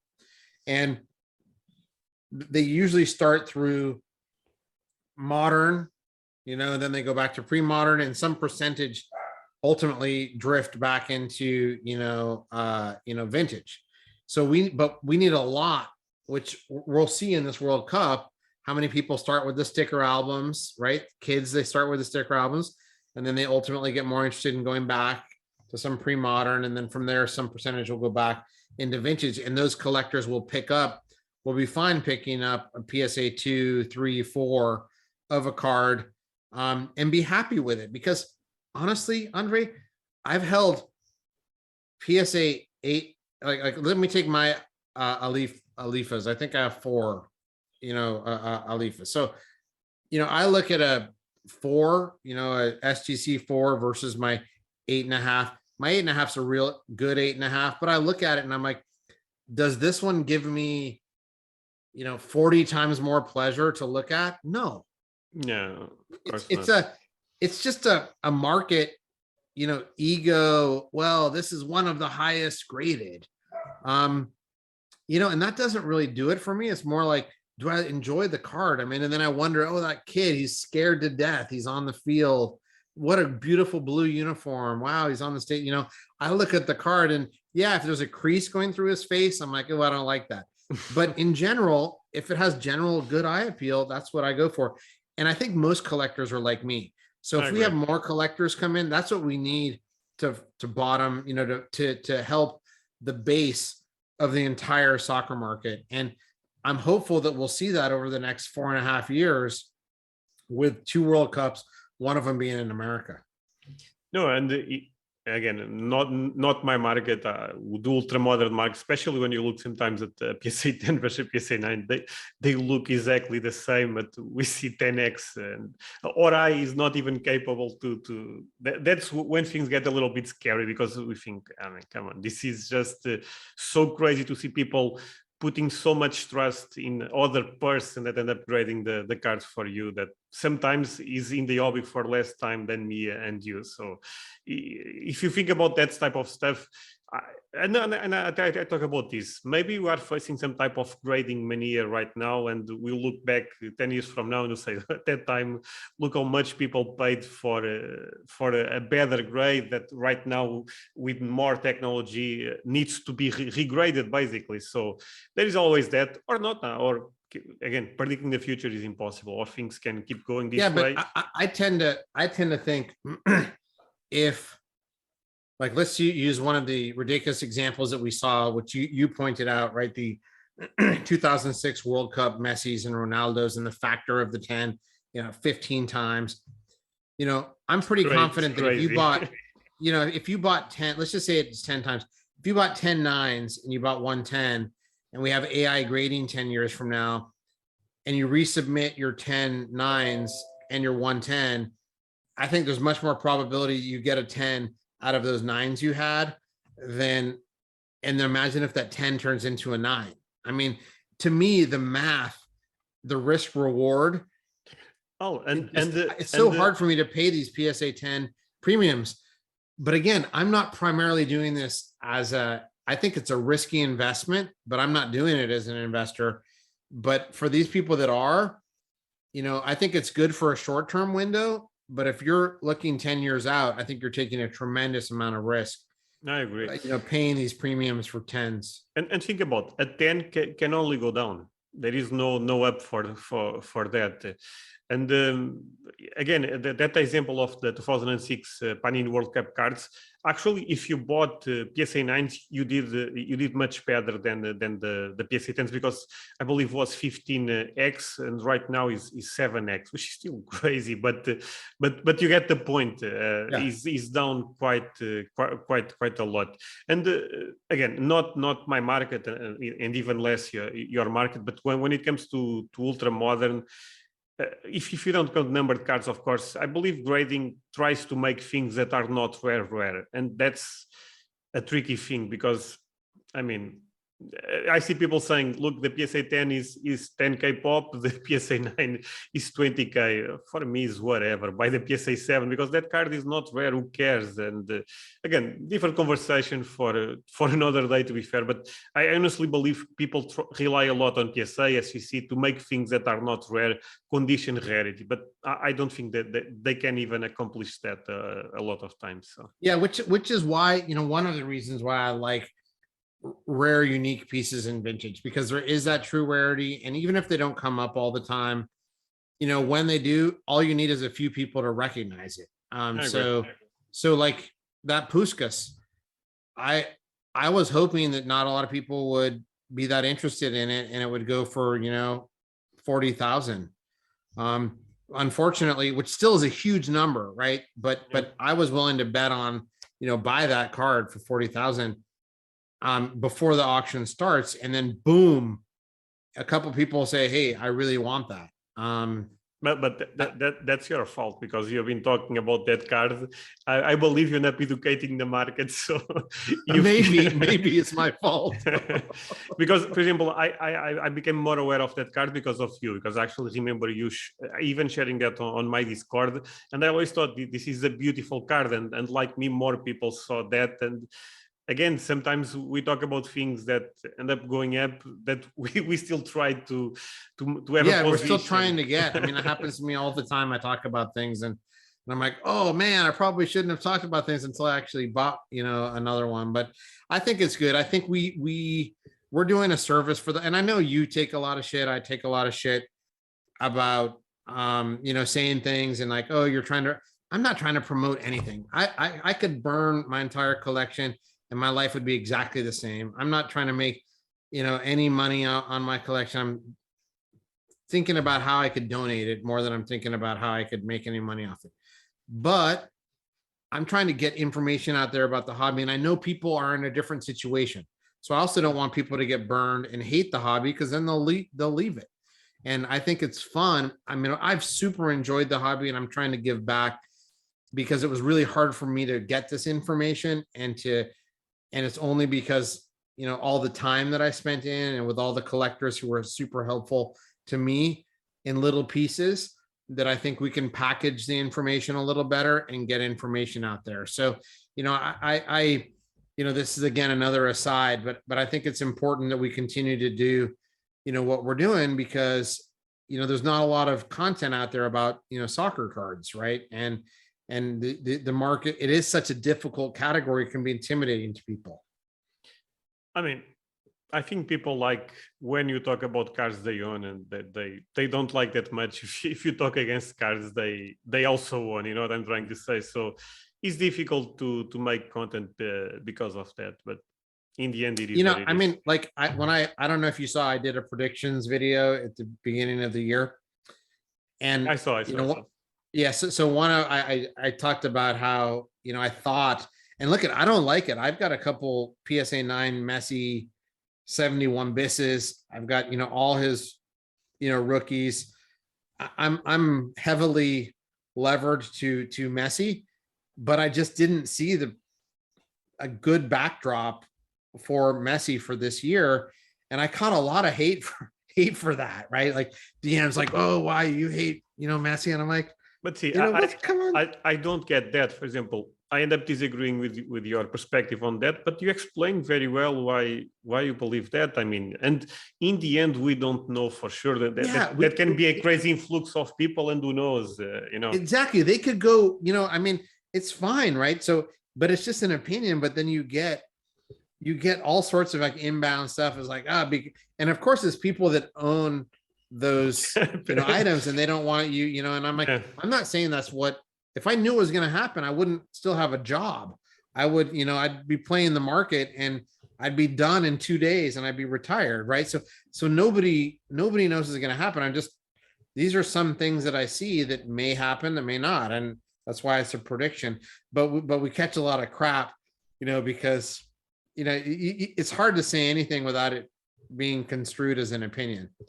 I mean, I think as long I explain what we believe. Look, in the end, everyone should do their own research. I mean, if you disagree with me, I'm wrong so many times that is not even funny at this point. So if you disagree with me, there is a very likely scenario you are correct and I'm wrong. But in the end, I'm just sharing something that I believe at the time that tomorrow could be different. That's the other thing, right? Tomorrow it can change. It's like the entry points. It's like, okay, if I haven't been buying Messi for the last 3 months, but if this continues, I'm going to be looking at buying Messi, and I am bidding on a bunch of Damien's cards that he has in golden, right? Oh, just one thing. Do you know that the most expensive Messi is already the Messi Gold Prism 2014? Yeah, I can't believe that. Is more expensive than the top Mega Cracks PSA 10. I believe it's 271 with buyer's premium, so something like that. Oh yeah, I thought I saw it like hitting 300 or something, but it's going to probably, right? Oh yeah, 271 bid plus the 20%, so it's like 325. It's something like that, but I saw that is already the most expensive Lionel Messi cards ever. And the Goldin made a video that honestly I was not a big fan, because at the end they said, can I put a 1.5 million bid? I'm not sure if they are trying to say that card goes to that price, which I personally don't understand. Yes, sure, is incredible rare card is out of 10, so automatic. There is true rarity or manufactured rarity, whatever people want to call it. But basically, it's only that. I mean, when I compare with the Messi 7 on Bs, is so, especially in the PSA 10, it's still pop 20, and I believe it's pop 20 for more than 1 year at this point. So again, other conversation for another day. Yeah, I know, but I mean, that's one where you're like, I'm absolutely the seller of the gold prism, and I'm absolutely a buyer of a PSA 10 Messi, right? So, I mean, to me, that's just so absolutely crystal clear. But that just goes to show you there's different people who value different things, and that's okay in a market as well. And not just saying, well, this makes no sense. It doesn't make a ton of sense the way I process things, but I need to understand how other people process them, because the golden rule of investing in anything is, if you're a collector, buy what you like. If you're an investor, buy what other people like. Exactly. And the best case is buying what other people are going to like in the future, even if you don't like it. That's where you really make money. No, I agree 100% with what you said there. But look, that card actually, and I do not want to believe in that, but I saw people talking, and even Goldin ended up hinting that could be the most expensive soccer card, eating that could surpass the Pele sale, which, again, I don't think it will, but who knows? I mean, things are so crazy. Is actually the lot number one at Goldin. And they've been promoting the cards like crazy. And there isn't even another thing. There is, I believe, a gold out of 5. So if that card is selling for that, imagine the out of 5 vinyl gold, and there is a 1 of 1. So is that card what, 5 million? Then it's I don't get it that much. Yeah, for a 10th year card. And he's Messi with Argentina. The story with Argentina is not even that special. It's terrible. I mean, let's not even say it's not special. It's terrible. I mean, I was at the Copa America where they're in the penalties with Chile, where he missed one. I mean, and he wants to take the shirt off and never put it on again, right? Yeah, they recently won, but it's a disastrous history. Yeah, right? it still feels weird, because we'll end up winning the Copa America, but let's be real, Argentina needs World Cup, not Copa America.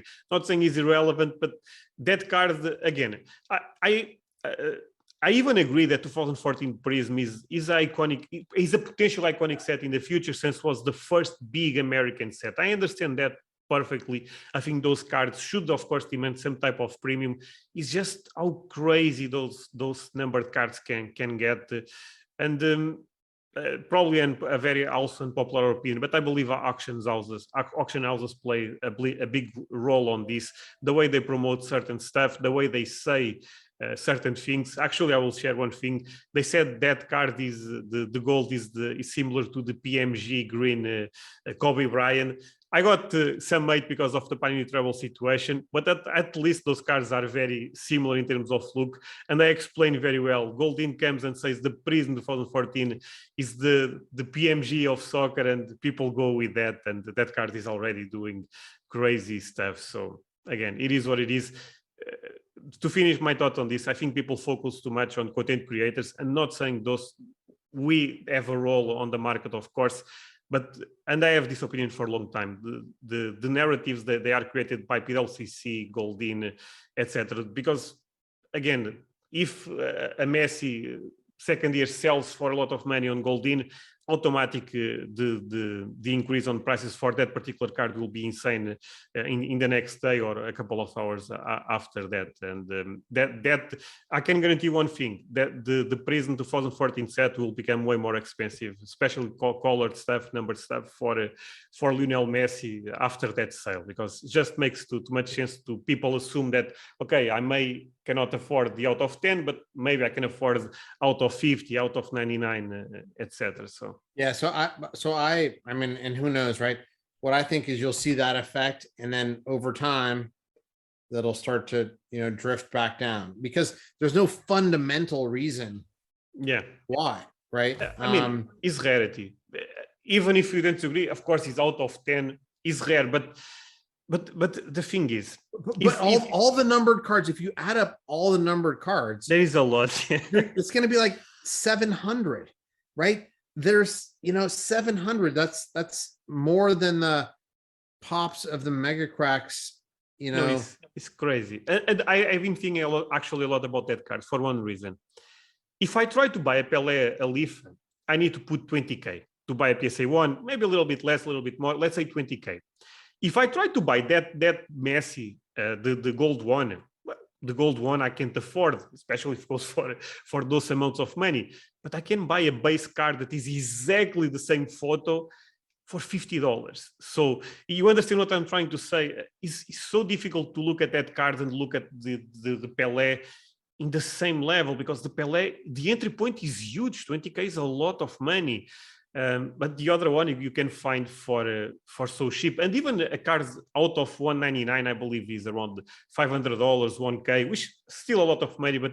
But again, you can enter even that numbered market for so little, and that's not the reality for Pele or even for the disc of Maradona, etc. So those cards for me are quite more special than the Prism 2014, even if I understand that set could be also very iconic in the future. But yeah, that's out of it is not related with any of the questions, but I thought was something interesting to share. Yeah, no doubt. I mean, that's why there's all sorts of different submarkets and different interests. And in the end, that's good for the hobby. I don't think it would be good for the hobby if that card was the most expensive card ever sold in soccer. I think I'd feel wrong. I feel like the Alifa Bologue at being #1 in PSA 9, that feels right to me. I agree that. With that, I agree that it's so weird to imagine that card could be the most expensive. I don't want to believe, to be fair, but again, there is so much crazy stuff going on sometimes that who knows. Actually, believe you said that on your predictions. You said that some card will sell for more than 1 million, and you even said, if I'm not mistaken, that you said could be even a numbered Messi card. You actually said, I'm pretty sure you said that, which I mean, you have to be cognizant of the world of the market, even if you disagree with it, right? Yeah. So and I thought and hoped that it would be the Pele Alifa 9, and it turned out to be, but I'm not beyond a Haaland, 1 of 1 doing something like that, because if you look at the modern market and we just had a baseball card of a guy who I actually think is a busted prospect. I saw the 1 of 1. I saw that. Was in Goldin also. Yeah, it's just like, what? So but I could be wrong, but baseball prospecting is even crazier than soccer. That's when I believe that guy is not even on the major league, right?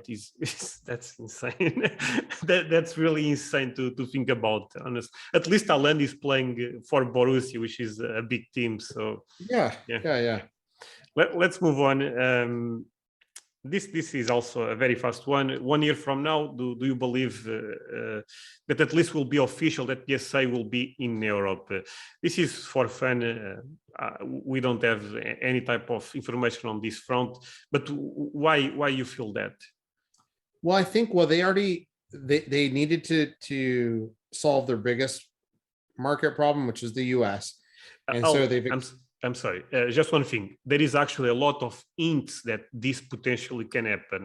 Nat Turner ended up talking quite a lot about this. So we are not making a wild guess. There is a lot of rumors around this. And I think that, there's been public statements from a number of people. So, I think that, they solved the right problem in the US, where they're solving it. They expanded Santa Ana. They're have 130,000 square feet in New Jersey, which they already had an office. So that's going to create a ton of capacity here. And they solved the Japan problem. Now they're grading on site in Japan. Yeah. So like what every business does is they look at the opportunities, and now they've been checking off their highest priority ones. And so just by the fact that you check those off, Europe has always been on the potential. soccer is a big part of that.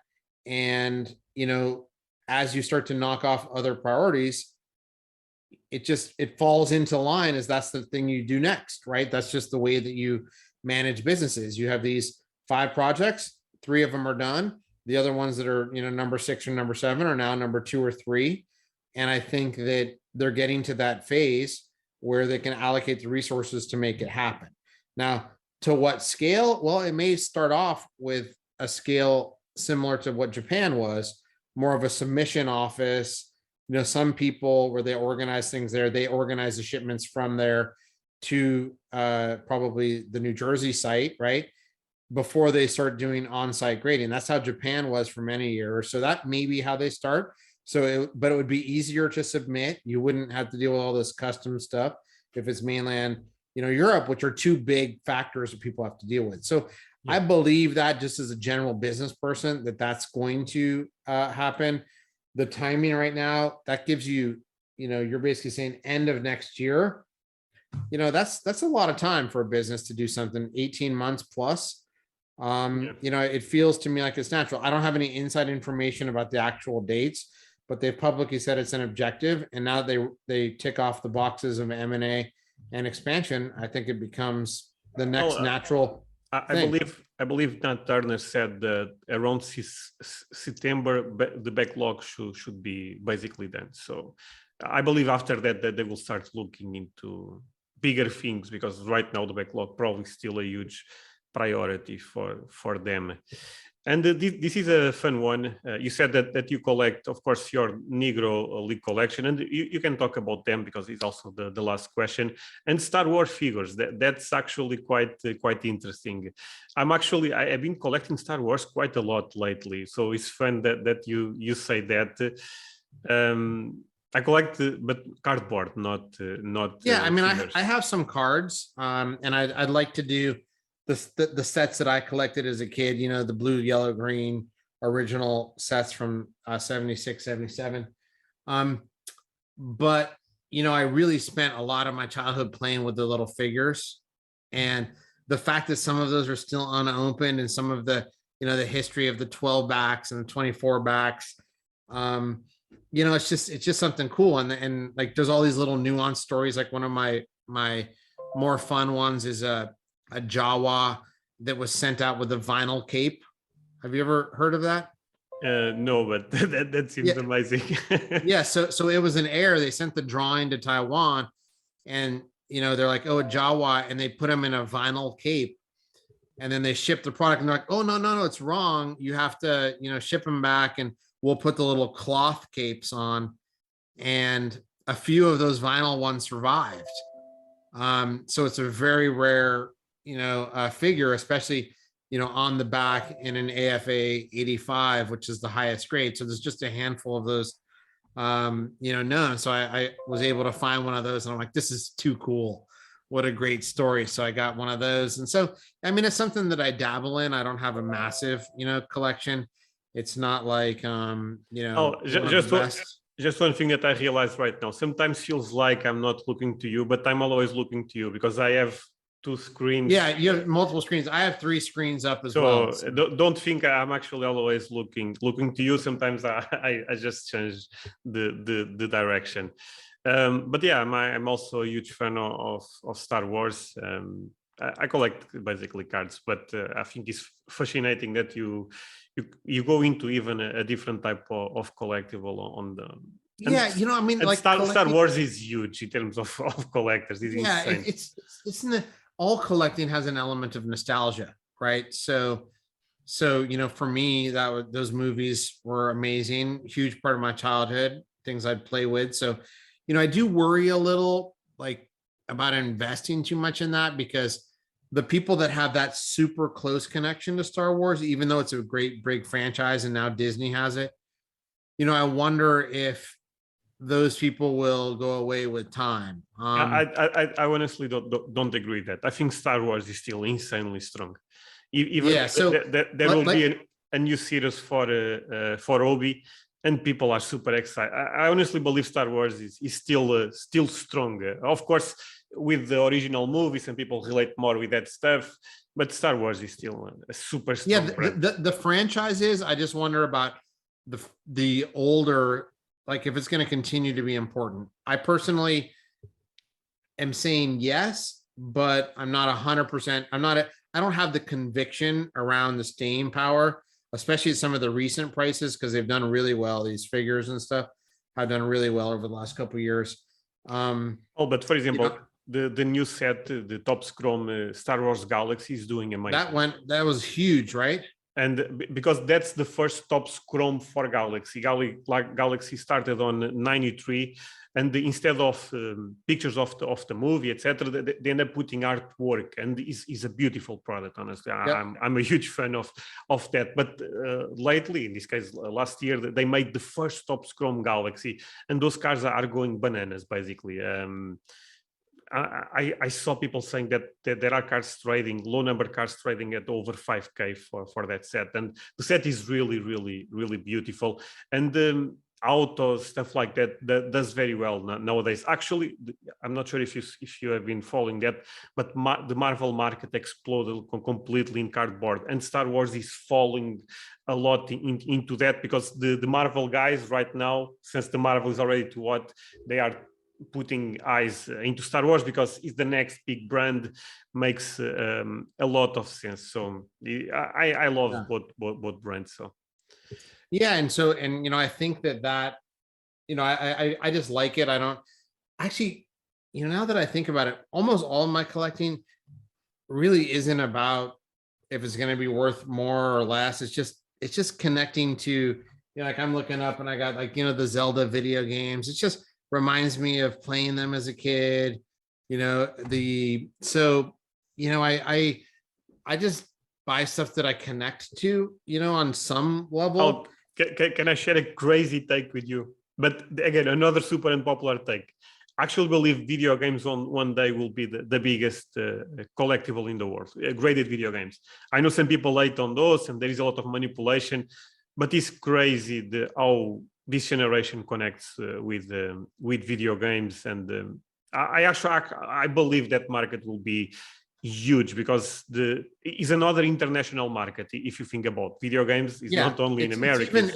It's even bigger than Pokemon, which is one of the reasons why I love Pokemon. The fundamentals of Pokemon is just how international it is, and you're searching for cards, or you're competing with people, and you're talking with fanatics in the Netherlands and in Japan and in Australia, and there's soccer has some of that, but not the depth and strength that the Pokemon has. Look, a lot of collectors, not collectors, but a lot of people in soccer could actually learn a lot from Pokemon. It's crazy how much collectors Pokemon have.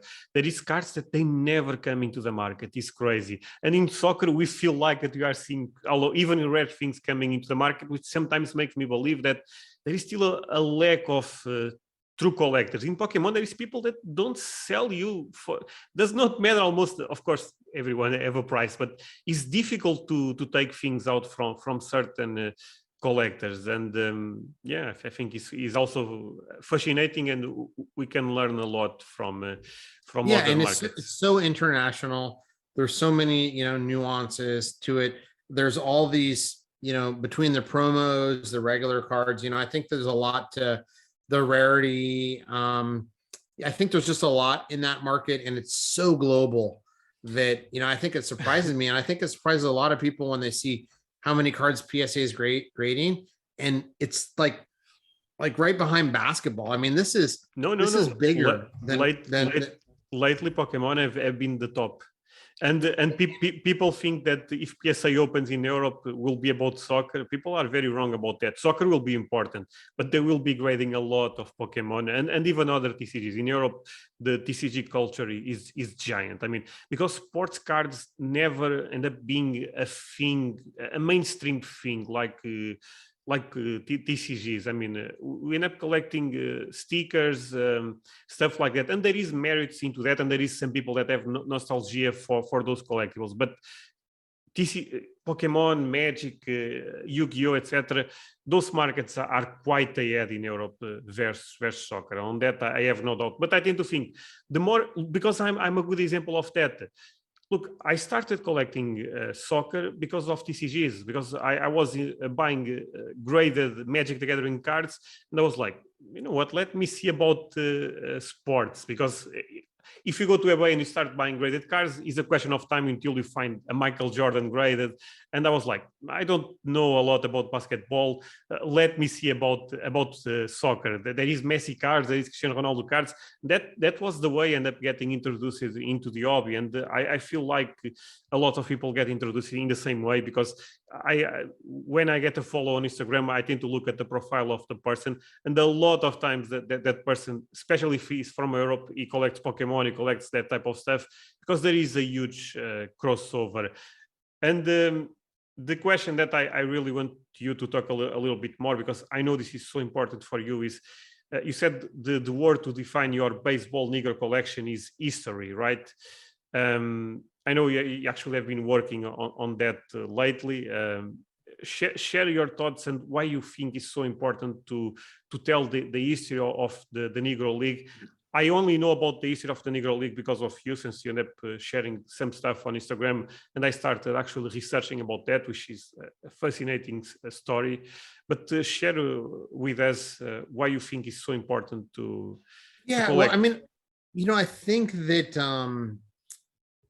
that it's just a largely lost part of history.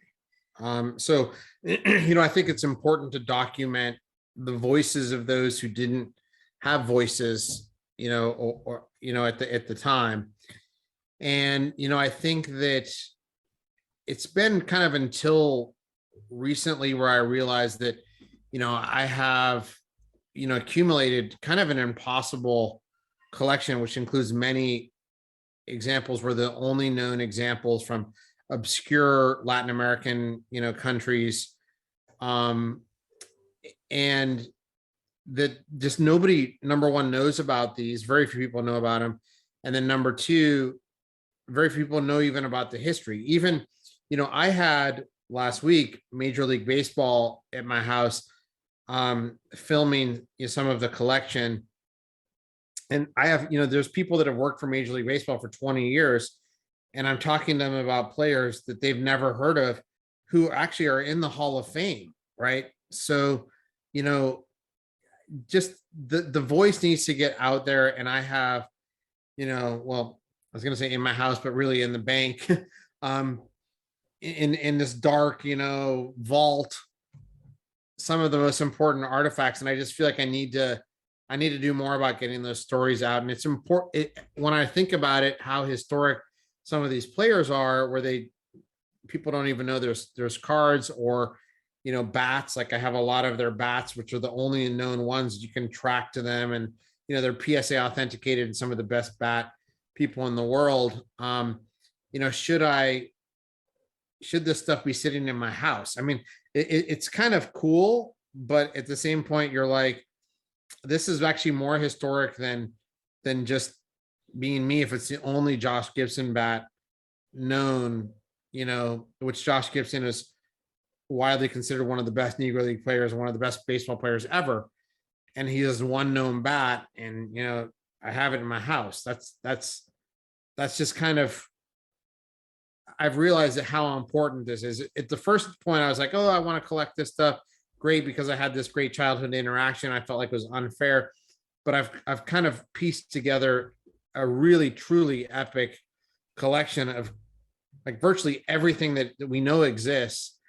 And it's just important. So I'm trying to find the right time and place with museums and others to kind of get this word out, because these guys, you know, the reason why the Negro Leagues exist is a terrible history of racism in America, which is absolutely wrong and very ugly. But the actual leagues that were created and the players themselves were amazing and shouldn't be remembered, and are, you know, beautiful from a sport perspective. And I want that positive to be accentuated. And what these men did, who most of whom died in poverty because they made very little playing in the Negro Leagues, I'm missing you again, Al. Yeah, I don't. My internet keeps going out. I know we have a storm here, but it just No, went no, out. I no don't know where you problem. lost me because I kept talking for a while, and then I realized you were frozen. No, no problem. Again, you are talking about the history of the Negro League, saying how important that you have those cards, but they could be in a museum also, and that Yeah. you are actually looking into that type of stuff. So just final thoughts on this is the last question. So Yeah. No, I mean, look I think it's terrible history, but something really good came out of it, and these guys need to be remembered. That's really what it goes. I mean, I have a tremendous sense of unfairness that these poor men went through, who are amazing athletes. As you see, African American representation in American sports, football, basketball, is very high as a percentage of the population, and this is all pre NFL and so pre NBA. So all the best athletes played baseball. So you can imagine how good these guys were, right? They were just the best athletes that the country had to offer, and they were, forced to play in obscurity. And so most of them chose to go overseas where they were treated better. They were treated better in Mexico and Cuba and Puerto Rico and Venezuela and Dominican Republic. So it's important to me because I listened to a man when I was young, and he told me about this, and he wasn't angry about it, but it really just inspired me to learn more. And as I learned more, I wanted to document, their history. And I think I've gotten to the point where I have, I'm writing a book about it right now. And when I get that done and try to figure out what to do with the collection and continue to spread the word, I'll I may do something like that for soccer, although I'm pretty tired, so it may take a long time. no, look, I'm not amazing with my English, but I think it's amazing that I think it's just amazing that you are the person you are, because I think that's a sad history that you end up trying to make a beautiful thing, and that means a lot for a lot of people. Of course, I'm not super engaged with the history of the Negro League, apart from what I learned from you, but seems like a very noble cause, and if that's the case, I think is amazing. So well done on that. Yeah, thank you. Again, I think I think you should feel proud because it's just an amazing collection. I hadn't really that much until like more recently. And so it's kind of been a realization kind of in process. My wife felt, more proud, like, wow, look at what we've been able to do. So that was pretty good. And it reminds me that, every country has their issues. Every country had, struggled with racism. It wasn't just an American thing. And every country had their Jackie Robinson, people who struggled, who was the first, African descent person. There's still racism in Europe and the US and Yeah. South America, global, about many different places, but traditionally people of different religions and skin colors, darker skin colors, and I just don't think that's fair. So I think the more we get out there and we come in contact with and face what this is and try to correct it, I think we'll be better off as an American society, as a global society. So maybe that's a little romantic, trying to change the world a little bit through cardboard, but I think we can. And I've always noticed that we're better. I've lived all over the world, and having an open mind to different cultures and perspectives and is super important to how I think the world should be. So but yeah, man, I think we took a little bit more time than we planned, but I think it was a great conversation. No, I enjoyed quite a lot. Thank you so much. I know this is a lot of time to take out of your day, but I think my community ended up requested you so many times that I think is important. I did not. I let you talk quite a lot because I mean you know so much that I think we all can learn from you. Something. So thank you again so much Yeah, no, for thanks for the invitation, Andre. Great series. Lots of fun. Love the content. Keep it up. We won't always agree, but we certainly, I respect your opinion, contribution to the hobby. I know this is tough, so appreciate the friendship and the contribution, and we can do this again sometime. No, for sure. I will leave links for your Instagram, for your YouTube. I suspect that a lot of people are already aware, but I will still share all of that.